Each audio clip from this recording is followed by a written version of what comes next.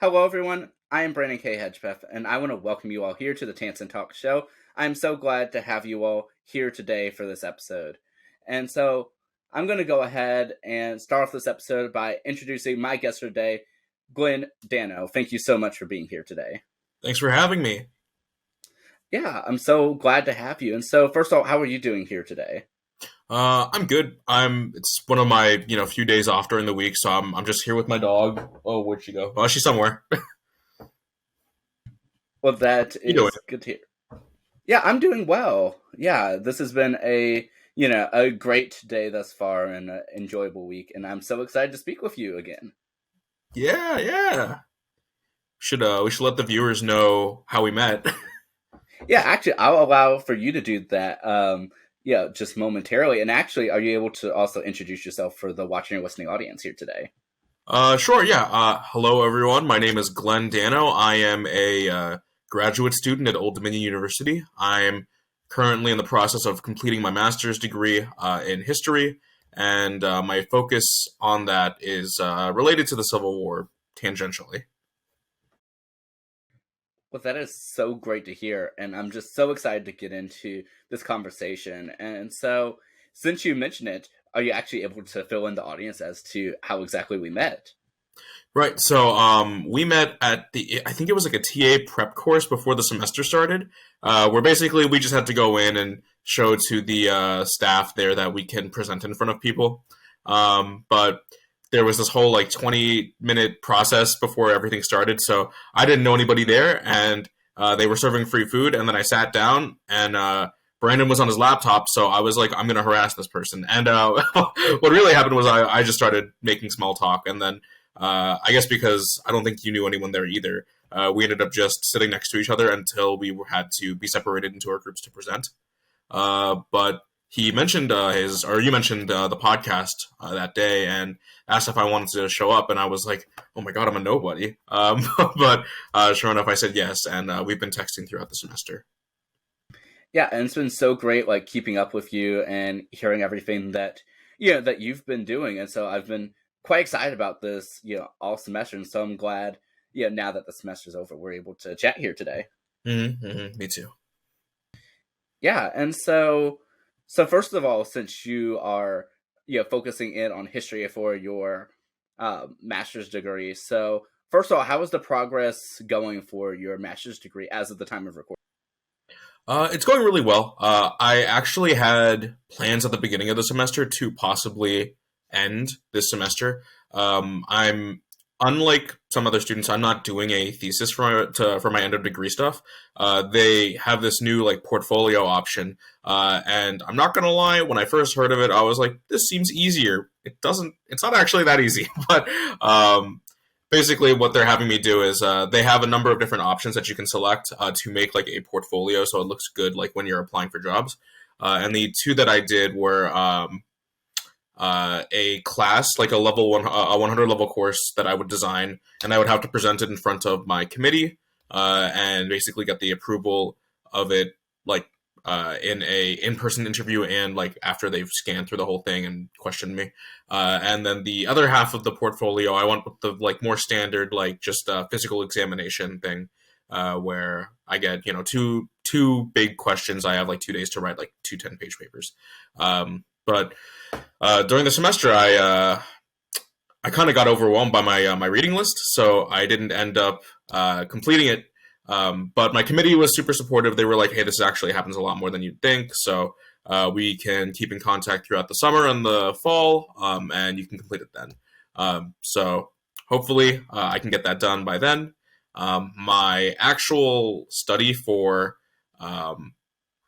my exams focuses on, like I said, the Civil War prior to this, and it doesn't necessarily focus on the war itself, but I'm researching the experiences of USCT, so U.S. colored troops, and as well as like post-war, the Freedmen in the South, as well as their relationship with the Freedmen's Bureau and the White Planter class, and how the power dynamics worked there. I recently wrote a paper focusing on like manhood in the 19th century and what necessarily made a man, not only in terms of like the American perspective, but also separating this from like the white planter perspective, the Freedmen's Bureau, and then the freedmen themselves, like how they all viewed masculinity.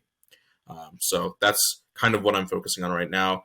For the class that I'm designing, it is a 100 level course, and I'm doing an American survey after the Civil War as well. So most of my stuff is a little bit post Civil War. I could just say it's Reconstruction, but Civil War I think turns more heads. You know. Yeah, definitely does. But I'd actually love to hear a little bit more about your 100 level course. That sounds so interesting. Yeah, so my 100 level course, it is after the Civil War. I'm focusing on the time period after 1865 up to around 1975. So it's a little bit, like over 100 years, 110 years. And a big part of the focus in that course is to look at the experiences of immigrants and the working class. So I wanted to give like a better representation of American citizens, like what made an American person, as well as looking at like the policies enacted that shaped the perceptions of the like illegal immigrants or like the alien. A lot of like big like social history. That is so interesting. And so to backtrack a little, so what actually got you interested in history overall? And did you also focus on history for your undergraduate education as well? So it's actually really funny. I as soon as I graduated from high school, I realized I didn't actually apply to any colleges. So I was like, oh man, this is bad. I worked so hard to graduate with honors because my parents really wanted me to, and then I realized I didn't apply anywhere. So I started to go to TCC, which was, it was a good experience. But I was under there for like general studies because I didn't know what I wanted to do for the first couple semesters. And in those general studies classes, you have to take a number of history courses as well. And of all the classes I was taking, I was doing the best in history. So my guidance counselor was like, is there anything that you want to focus on? And I was like, well, I'm doing pretty good in history. And so I was like, I'll just pick that. And so it was more of like an on the whim kind of choice. But I've actually ended up really enjoying it since then. I guess that's the difference between being like 19 and being like 20, 26. So, but no, I completed my associate's degree in history. Then I transferred to ODU and I finished my undergraduate in history as well. That one took a little bit longer just because COVID messed up all my scheduling. And I was not double majoring, but I also did a minor in education. So I had to take a number of courses to complete that as well. But then after that finished, I took a little bit of a break and then I went full-time for my master's. And I'm taking that at ODU as well. And it's been a really good experience. The community in the history department is very, very welcoming. The professors are super accommodating and they let me clown around. So I'm just having a good time. Well, that is, good to hear that, everyone's been very supportive of, your academic journey thus far. And so, I guess how far into your time at TCC, Tidewire Community College, did you really, I guess, fully realize that, hey, this is something I can do? Were there any other options that you could have potentially explored that you were also decent at? Or has it always been history stood out? So, when you're doing a general studies at TCC, you pretty much like take like high school, like not high school level courses, but like your general like English, social studies, science, math. I was awful at science and math, but English and history I was pretty good at. There was a period of time where I was taking a lot of writing classes, and I was also taking a lot of art history classes. So I was feeling like I was in my artsy feng shui. And so there was a period where I was like, maybe I can major in English. But then I just decided that I wanted to pursue history more. I guess I really did enjoy it more. That's not to say that I don't enjoy English, but I guess I would say that I can write a historical paper. I don't know if I could write a compelling fictional story. You know what I'm saying? Makes perfect sense. I mean, yeah, like people always say, you can do the fiction or the nonfiction. There's not a lot of people, who really like both. Mm-hmm, mm-hmm. I do like both. I actually use a lot of the stuff that I learned in history to influence like my D&D campaigns that I run.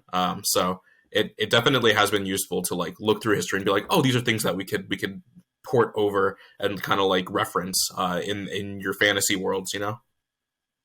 Yeah, for sure. And yeah, I also really love, for reading purposes, fiction and nonfiction. I like writing too. And yeah, I definitely want to hear more about your D&D campaigns in a moment. But since you mentioned that for your undergraduate degree, you had a minor in education. So are you officially certified to be a teacher? Uh, I'm pretty sure I am. I passed all my minors and I submitted my stuff to the VDOE and it never got rejected. So I have to assume I am. But I'm also going to. It's been a couple years since my undergrad stuff. So I'm going to have to recheck that after I graduate with my master's, just to make sure that I can like actually apply to be a teacher and all that stuff. Yeah, if you do, because I believe that you've mentioned to me offline that that your overall aspirations are to be a history teacher. I believe at the high school level. Yeah, I didn't realize this until I got into college, but a lot of my favorite teachers throughout middle school and high school were all history teachers. Especially like the last few. I had a my AP U.S. government teacher, Miss Groves, was like a huge inspiration as to like being a teacher. And when I met her again recently, I was like, "Oh yeah, I'm gonna be a teacher," and she was like, "That makes sense. You'd be able to relate to the slackers." And I was like, "Oh, I kind of hurt," but I got what she was saying. But yeah, I just always enjoyed history. I'm sorry, I feel like I forgot the original question. Oh, good. I love the way that that you said that, though. But no, I was just I was just asking. So I believe your overall aspirations are to be a teacher. I believe at the high school level. Yes, yes. In my education minor, I also had to do a number of different practicums where I went to different schools and was a student teacher for some time. And so I did volunteer work at, I'm not going to say the school names, but some middle schools and some high schools. And the middle schools were nice. The students were definitely nice, but I preferred teaching the high schoolers. My longest student teaching gig was for basically what is the equivalent of like a college semester. And I taught a 12th grade class in U.S. government, which was very interesting because that was around the same time as January 6th, 2021. So it was very. I had to be careful about how I worded things, because I didn't want to upset any parents. It was the students were fine. It was the parents that you always have to worry about. That's certainly an interesting time to say the least Mm-hmm. to do government. So for full I guess context to I guess not date myself entirely, but for me I was a 12th grader in U.S. government. I guess the semester before that. So in fall of I guess that would be fall of 2019. Uh, And so yeah, we had a lot of different government fun examples, and it felt like this is definitely the time to be in learning government. mhm. No, for sure, I agree. Um, I I think there's always at least like one or two big scandals every year that just helps government teachers be like, yes, we're relevant. So I was I'm not going to say fortunate because what happened was it was certainly an event that people have a lot of opinions on, very divided opinions. But it was something that got the students talking. And that was good for me because the more students talk amongst themselves while they're doing their work, the less I have to work. You know what I mean? For sure, for sure. And to backtrack on my own comments, when I said semester, I meant to say year. So yes, I can math. I can math.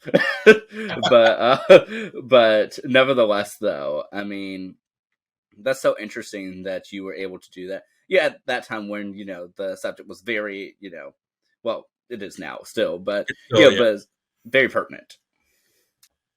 no, yeah. It's kind of crazy. Like it's been 2 years, 2.5 years actually since that event happened, and it's still talked about like pretty frequently amongst like not even just historians but just everyday people. And we're halfway through the next administration where we're going to be having the next elections coming up very soon, and that's still a conversation that happens like at least like once a week, if not like once a month, if not more.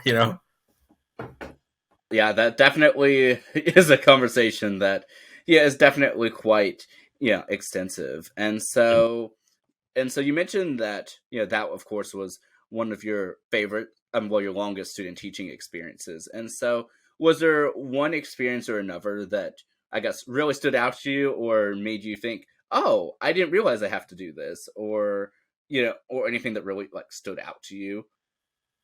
I think it was the first time I had to actually grade papers because in my head I was like, oh, it's easy, but then I guess I forgot. Like, I didn't realize that I would have more than just one class's worth of students. I would have at least two or three. So I remember the first grading period that I had, especially that was in the longest student teaching thing, because it was more hands off. It was more like they just gave me a class to teach, and then I had to grade like 90 papers, and I told the students I would get it to them next week, and I was like, oh my gosh. So I spent the entire weekend grading, and then that really opened my eyes as to like I should do this while I'm working, like maybe like during a study break or something like after school hours, because there were times like after school before I realized that I was just like relaxing on the computer, maybe even like watching a YouTube video or something, and then I was like, okay, no, I have to take my time seriously. I have to be able to manage this, otherwise I'll be overwhelmed and then I won't get these grades back. And so that was the big thing, was actually keeping up with my own work schedule, because I was in charge of like 90 individual people. But I eventually got so fast at not so fast, but I got fast enough at grading that my students assumed I wasn't reading their papers. So they would just put random stuff, and I would be very vexed. I would sometimes I would circle what they would say, and I would just put a question mark, and then be like, oh my god, he actually reads what we're writing. That is so like humorous. Did they ever? Oh my gosh, that is just hilarious. And so, yeah, but I mean, at least you were able to sort of get the hang of it. But I guess it also gives you a new appreciation for teachers and the amount of work that they do, like beyond just the class period. No, absolutely. That the amount of work that they do it's certainly a lot, especially considering the pay that teachers get in the U.S. Not the greatest. One experience that I thought was really funny that still sticks with me to this day was the students were. It was near the end of the day, and they had completed most of their work, so everyone was just relaxing. And once people have finished most of their work, or at least most of them have finished their work, what I'll usually do is I'll put on YouTube videos or whatever they want to watch, as long as it's school appropriate. But one of the things that they wanted me to do was to play Tetris, because they played Tetris, and then I could see their screens, and I was like, "Oh, I'm pretty good at Tetris," and none of the students believed me. But I played, and they were seemingly impressed. So I'm not gonna say I'm good or bad, but I think I'm okay. But while I was playing Tetris, one of them asked me, and they said, "Mr. Dano, so like, how much do you make doing this? Because it seems like a pretty fun gig." And I had to tell them like, "Oh, I don't make money." And they were like, "You don't make money? What do you mean?" And I'm like, "No, in fact, I actually paid the school to let me work here." And I think they all thought I was crazy after that. But that whole experience really did make me appreciate how much work teachers do. At least, there are, not to say that all teachers are good. There are definitely some teachers who could use work, who maybe aren't working up to the standards that they should be. But for those like very good teachers who really do care about their students and really do put in like the extra amount of work to make sure that they're getting their education, that they're being paid attention to, I have nothing but respect for them, and hopefully I'll be one of them too, so that I can have respect for myself. Yeah, that the way that you put that though just really makes you fake sometimes. It's just like, huh? It's like you're not getting paid, but the complete opposite. Yeah, it really. I didn't think too much about it until I said it, and then I was like, "Wait a minute! I'm giving them money while I'm working for them." No, it was a really good experience. Though the school that I was at was very very accommodating. They were very nice.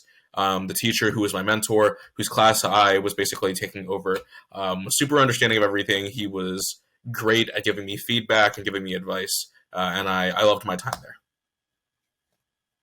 I'm so glad that you enjoyed your time. And so to switch gears a little bit, so you're mentioning just a little bit earlier about your your D&D Dungeons and Dragon stuff. So I would love to hear more about that. Yeah, so I've been playing Dungeons and Dragons since 2016. and so that was around the time when Dungeons and Dragons 5th edition was still quite new. And I didn't DM for the first time when I was playing. I was playing under one of my friends at the time's campaigns. But then, I got like one taste of D&D, and then it was just like sparked a fire. So I started looking online for like any like other groups in person or online, and I found a server where people just played D&D, and I made a lot of good friends there, and we've had a lot of like consistent campaigns since then. I've had a few campaigns that I ran through the modules, so like pre-generated adventures that you can like pick and choose stuff that you'd like. And I've also had some homebrew campaigns. But one of the campaigns that we have right now that my friend is running, it's called Fealties, and it's about two warring nations where one is basically like it's an amalgamation of historical empires put into one, basically, and they're trying to impose and colonize this one other nation named Burtas, and they're just a bunch of like separated city states. And I noticed the name Fealties. I noticed that they're all separated city states, and I noticed that it's an empire trying to colonize them. I think to myself, I'm like, wait a minute, this is Greece and Persia, and so I go to my DM and I'm like, did you rip off Greece and Persia? And he was like, what? So then I told him everything, and he was like, that's crazy. I didn't even think about that. So it was very interesting just to see like the historical parallels come into this game and like it not even be intentional. But then after that, I think he himself couldn't unsee it, so he started like doing more research. But it was very fun. But I've enjoyed D&D. Like I said, I've been playing it for 9 years at this point. I'm looking forward to see what Wizards of the Coast does with their like one D&D system that they're coming up with, which is basically an extension of 5th edition. And I've run a couple campaigns of my own. I've especially run like many one shots or like one shot adventures with my friends at ODU, just to like get their foot in the door, and most of them seem like they enjoy it. But it's just a fun time because you're basically just playing make believe with your friends, but because you're adults and you say it's D&D, it's slightly more respected than if you guys were just making stuff up, even though that's what you're doing. That is quite amusing. And so, for anyone who may be watching or listening and is not fully familiar with the, I guess the whole, for people who are watching or listening who aren't fully familiar with Dungeons and Dragons, are you able to give like, I guess the most simple explanation as possible to sort of clue some of us in?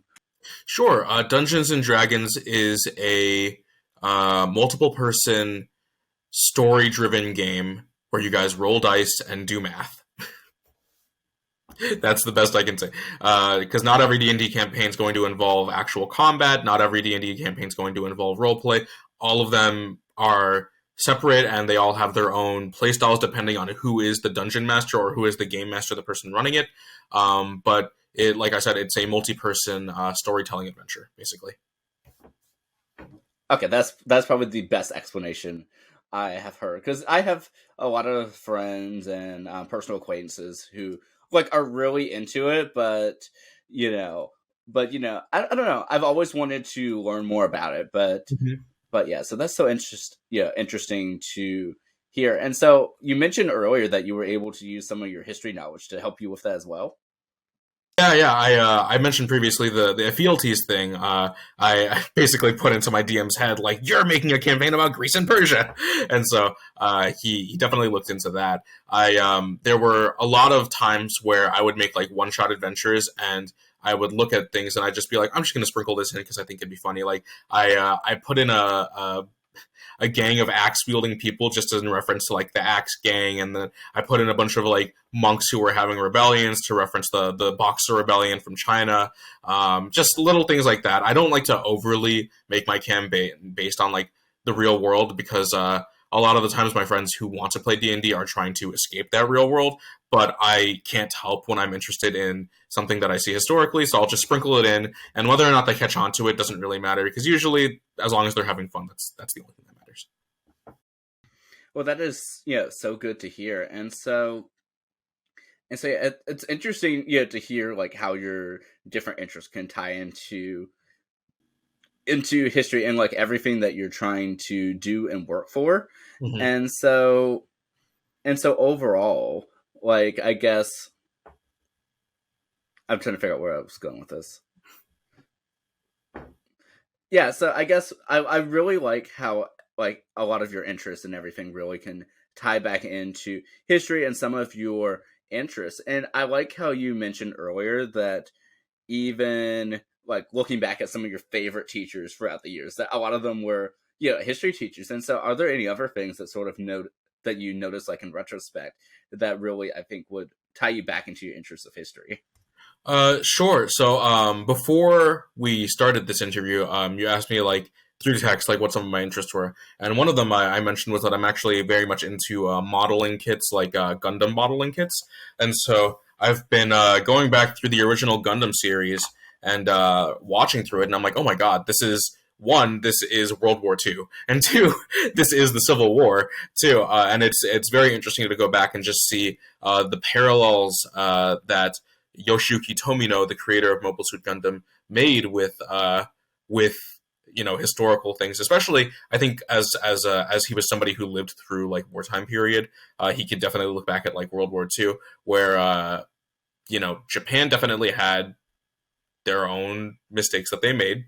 And I think he really looked at that and was like, how can I make this a war story and send in the message that war is bad. And yeah, look at just like the concept of like the mobile suits or the giant mechs themselves was always fascinating to me because they're just giant robots. But then noticing how they were like leaving like giant, essentially robot carriers, and that they were more effective than the battleships themselves, it made me realize that not only was he referencing World War II, he was also referencing the change from battleships to aircraft carriers, where jets and flying machines became the standard instead of like having these giant armed out ships. It was better to just have fighter planes because they were more effective. And then I realized, oh, that's what the mobile suits are. They're just big humanoid fighter planes because everyone there is a pilot too, which was very cool.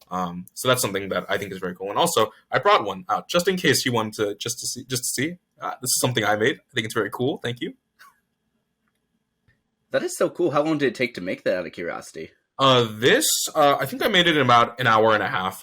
They come on like separated runners, and you just have to cut them out and glue them together or snap them together. Most of the modern day Gundam kits like these are like very highly articulated. You can move them around, and they don't usually need that much glue, if any at all. This I don't think I used any glue for any of it, which was always a plus because it means I don't have to get my hands as dirty. Yeah, that's kind of cool. And so, okay, how long did you say that you've been working on them? On like the Gundam kits, I've been collecting them for the better part of a decade now. Actually for over a decade. I think the first Gundam kit I bought was in 2012. So that was over a decade ago, and it was a hobby that my friends were into, and I really liked Gundam as an anime and like a fictional world. So I was like, I might as well build one, and then I built my first one, and I got hooked. So if you ever go into my room, I don't have them on display everywhere, but they're the boxes. You can't hide those. So I have a bunch of Gundam boxes, and I have whatever I want on display at the moment. Usually, I'll only have like 5 or 6 on display, comprised of the 30 kits I have, which is insane to think about because of how much money I put into that. But it's definitely a fun hobby. It really helps me like de-stress because I'm only focusing on this one thing that I'm building rather than everything that's happening in the world at the moment. So I think that's more so what I appreciate it for rather than just making cool action figures. But that nevertheless is impressive, especially to see like how much you've been able to sort of do on your own and to build and sort of being able to see them all in your nice collection. Yeah, thank you.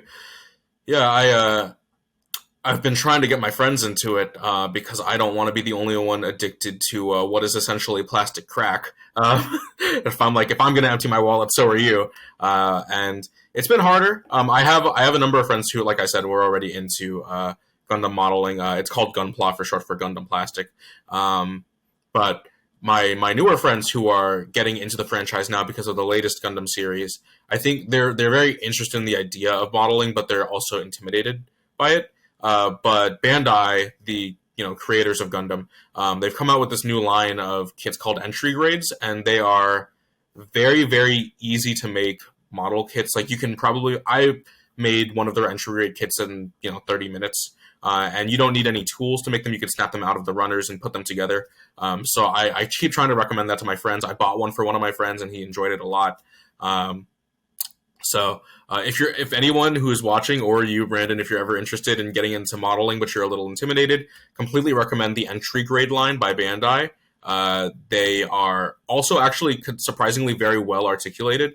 They have a lot of good color separation. There's little to no stickers involved usually, and they are like a fun, easy gateway into plastic drugs. Not that they're actually drugs, but it's a very addicting hobby. I bet. And I mean, that's so cool that you are able to do that. And so, like, as a personal passion myself, I've been really spending the past couple weeks and like getting back into like Lego sets and everything.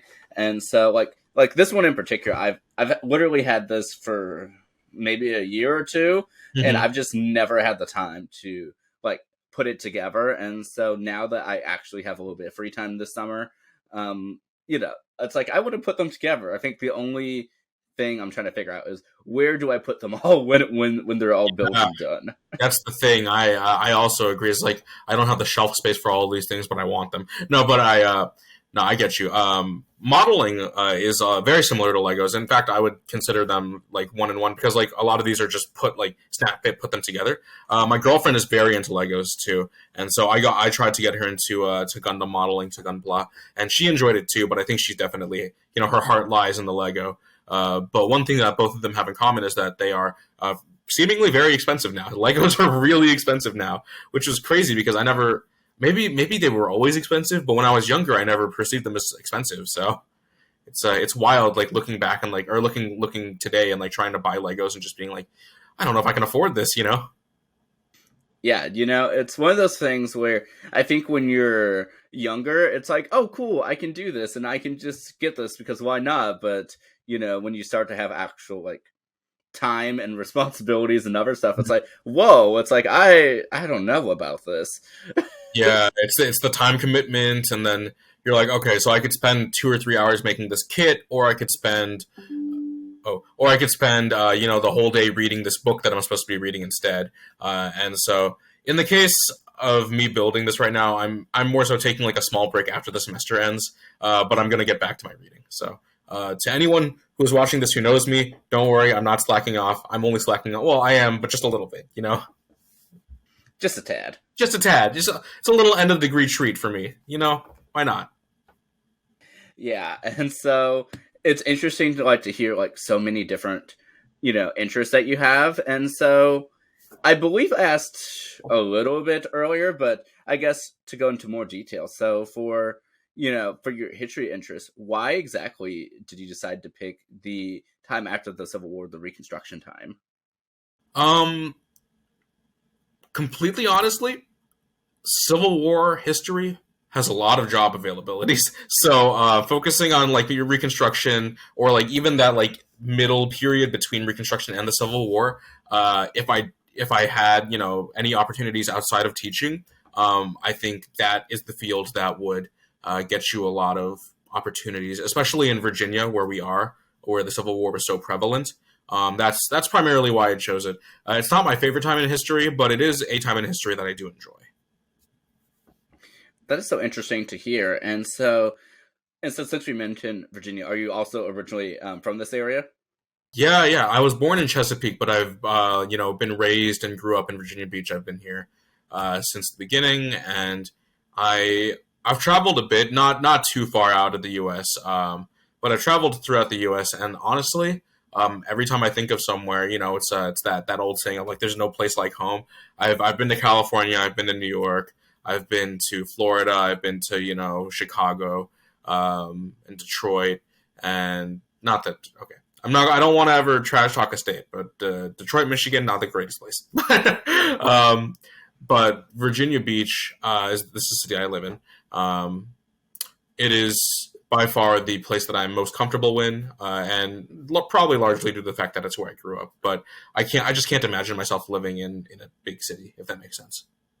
That makes perfect sense. And apologies for anyone who may be listening in Detroit, but I'm not apologizing. No, I'm kidding. I'm kidding. I'm kidding. Detroit's fine. Unless you hate Detroit and you're from Detroit, then I feel you. But no disrespect to anyone from Detroit. but nevertheless, though, it's so interesting to, I mean, to really hear about all of your, all your interest and just how they have come to be, and how like later in life, that's really like when it began like coming. It's like, oh, it's like I have maybe always had this interest, but it just takes a while for it to come to you.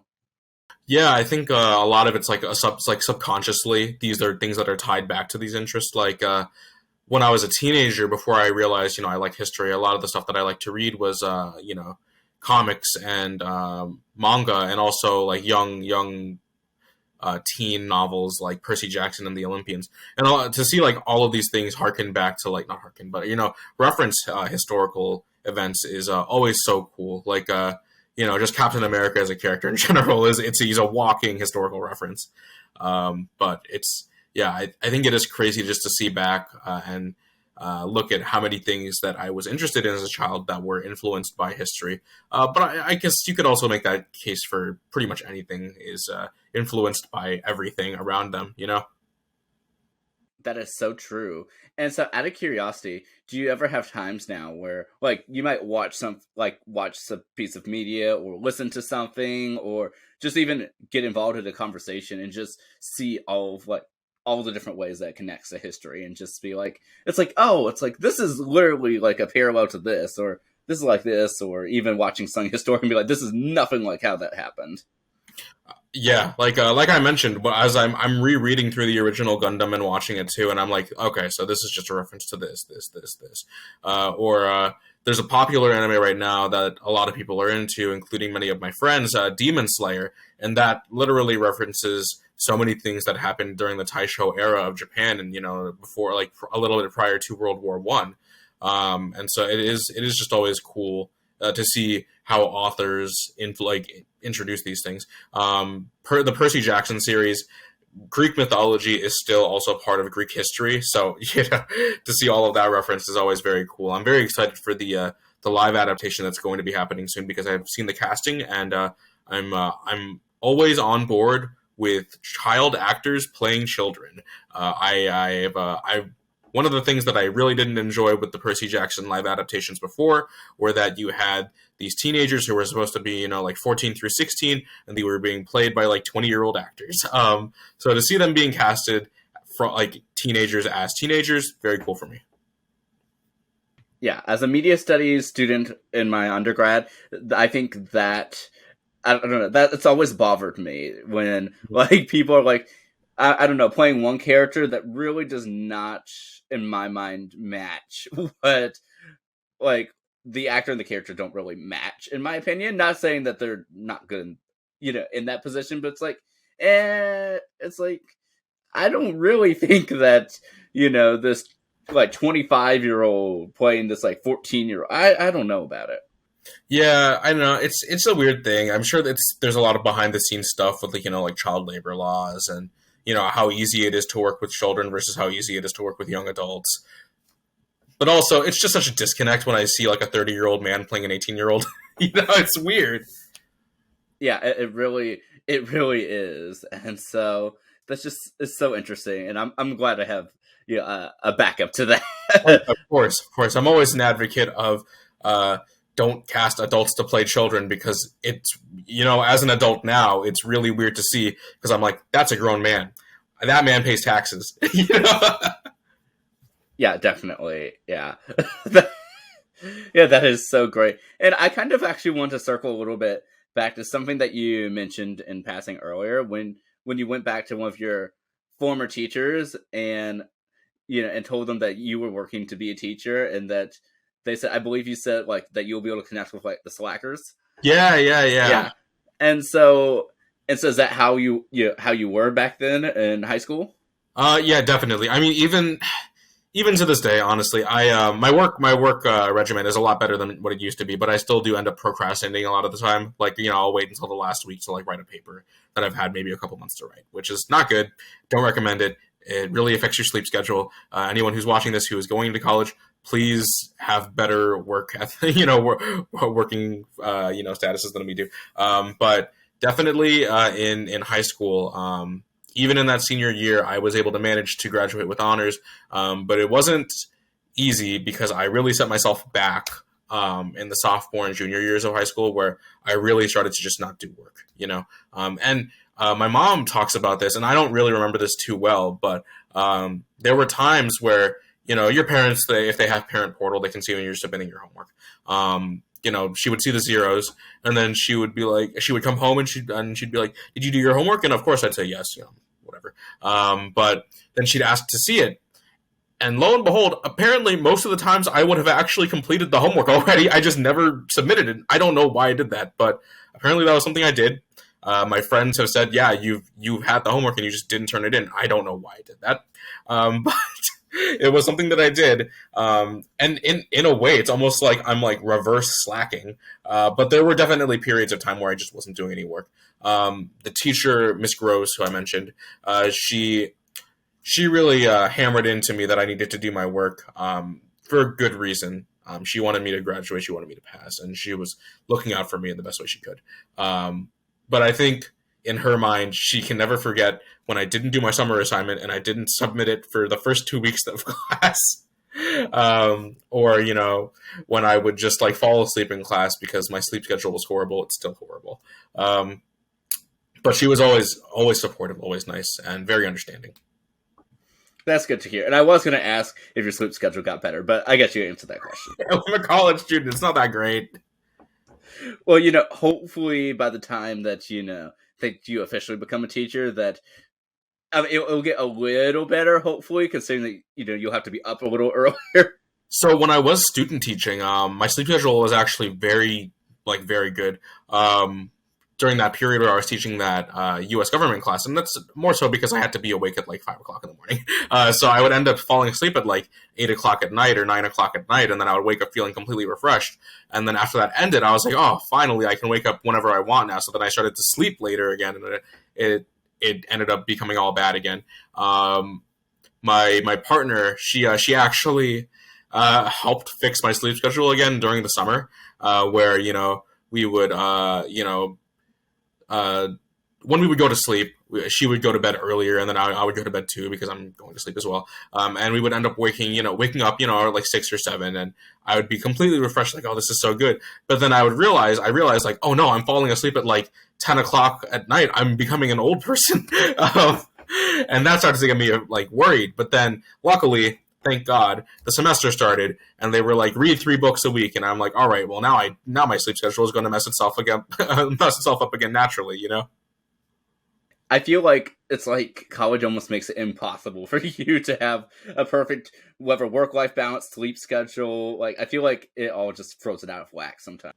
Oh yeah, for sure. It's working out now, but once I'm out of university, I definitely need to like get back to that like healthy, normal sleeping schedule, and it'll probably be beneficial not just for my mental health, but also for my physical health.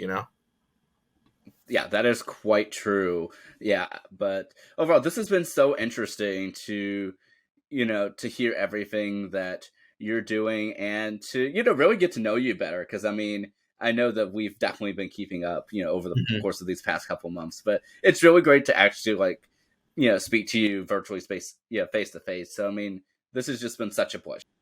Yeah, me too. Yeah.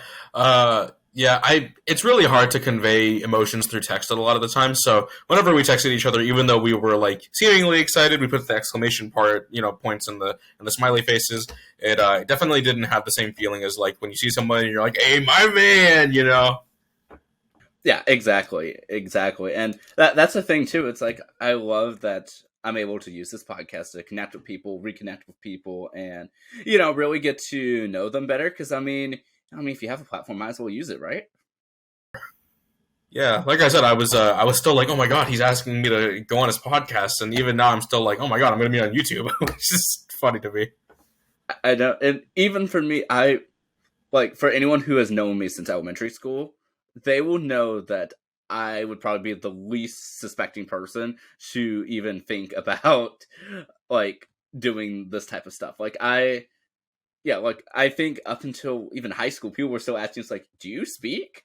And to go from actually, I'm sure people think about that in college, about me for that in college as well. But to go from that to being able to have these conversations and and speak with people, and now like you're like the 102nd person I've spoken to. Like I mean that Yeah. it's crazy. Yeah, it is crazy, and it's actually kind of like the opposite for me. Like I've always been like a very like clowny kind of guy, especially even in class, you know. So and I used to every time, you know, when I was in like high school and like a little bit out of high school, I used to be like, oh, I'm gonna be famous. I'm gonna be this like influencer person. Just I would say it jokingly, but I was also like half serious. You know, there was a time in my life where I wanted to be like. Where I wanted to do a little bit of acting, maybe, but now that I'm like, in my mid to late 20s, I'm more like, I just want to have a little sedentary lifestyle, live in a little apartment with my girlfriend, and I enjoy not having the limelight on me. But I do enjoy, hanging out with my boys, hanging out with you, talking to you too. But it is, yeah, like it's really funny, like you said, like you're more maybe introverted in person, so it's always a shock to see that you're the one who's like making content and talking to a lot of people, whereas I'm a lot more extroverted, I think, in person. But online, I tend to like keep low. I don't want anyone looking, just because like I like to have my privacy, sort of thing. And that is funny how that works out. Yeah. I know it's like you start off one way, and then it's like you sort of evolve. You take in like all these different factors from your life, and then yeah, I mean we're never really the same person from one day, 1 year to another. So yeah, Yeah. we're always here to learn. Yeah, for sure. I definitely agree. Yeah, and so as we begin closing out, I did want to yeah, I guess allow time for you to go ahead and um so as we're closing out, I did want to allow a time for you to go ahead and end us out with a closing thought, whether it be a thought, inspirational quote, whatever the case may be. The floor is all yours. Sure. Wow, that's a lot of pressure. But I think I've been doing a lot of like looking back at my life, and I used to take a lot of things very seriously. Um, and I think it was cool for a time because it made me feel smart, right? But I've uh, I've done like a lot of like retrospective looking, and I realize while it was cool to like feel smart in the moment, it also kind of would sometimes push away people who were like friends to me or close to me, and it wouldn't just do that, but it would also just stress me out sometimes to like try to constantly keep up this facade, not this facade, but like this image of myself, right? And then I think I realized like it's much more fun when you just don't take things as seriously. So I guess if I'm going to give any advice, right, it would just to be like maybe don't stress out too much about things that are in your life or about keeping up appearances. It's been much more relaxing for me to just enjoy what I enjoy unabashedly without having to like argue with people for it. And so I definitely think that's a cool thing to do. I didn't know what else to say, so that's what I'm going to say. Yeah, but I so agree with that, and I think that's just such a important point to make. I mean, yeah, sometimes we just have to be ourselves. Yeah. Basically, just be yourself. Yeah. You summed it up a lot more in like 3 words. Be yourself. Oh, that's 2 words. Be yourself. No worries. I think even for me, I feel like you can have this really impressive thought in your head, like you finally have figured out time travel, and then someone just I don't know, they say it a lot better than you, and it just sticks. I think what it is you put that idea into their head and they're like, how can I summarize this? No, but I definitely agree. Yeah. Yeah, and so yeah. Before we go, is there anywhere that anyone can potentially follow you in life? Not that's quite alright as well. I always want to provide the opportunity before we leave. Yeah, it's funny. Before we started recording, I actually apologized because I didn't have many websites to promote. I don't, but I do have a number of social media that are all private. So if you wanted to follow me, you'd have to request, and then I'd get to do my own snooping. Like, oh, do I want this person to follow me? But if you want to follow me on Instagram, my Instagram handle is hi Billy Mays here. All one word. And then my Twitter handle, if you wanted to follow me there, is foolish boyb, and that's not boy as in boy, it's boyb as in boib. And I don't know why I decided to do that, but I thought it was funny, and still funny to me now. So that is good to know. Well, thank you so much, Glenn, for speaking with us. And yeah, I'm just really glad that you were able to be here. Yeah, thanks for having me. I'd love to maybe come on some other time if you ever decide to have regulars come on. But it was really good to catch up with you. And we should hang out in person. I should teach you how to play D&D. Yes, please do. Please do. Please do. For sure. But until next time, have a wonderful day, everyone, and let's make things happen. I'll see you all later. Take care.